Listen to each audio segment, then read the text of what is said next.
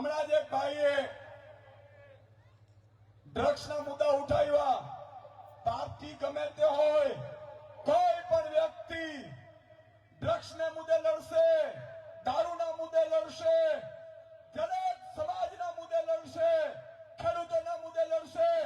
અમે કોંગ્રેસને કહું છું, તમારા જેવા ખદડા અમે નથી. અમે જિગ્નેશ મેવાણીને જાહેરમાં સમર્થન કરીએ છીએ. વાહ ભાઈ વાહ. જે દિવસે આમ આદમી પાર્ટીએ ખેડૂતોએ બોટાદમાં ગયા હતા, બોટાદમાં કરદા બંધ કરાવ્યા.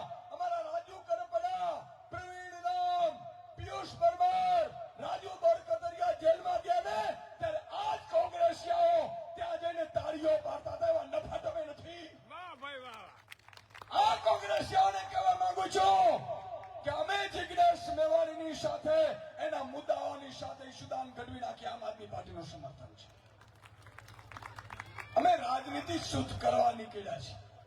ભાજપના ઈશારે ચાલની રાજનીતિ નથી જોતી. અમને મોત પસંદ છે, પણ અમારા પ્રજાના સોદા ક્યારેય પસંદ નથી. આવી રીતે હોય. તમને યાદ છે કે નથી ભાઈ? હળદરમાં કોંગ્રેસે સભા કરી, આમ આદમી પાર્ટી ઉપર આક્ષેપો કર્યા.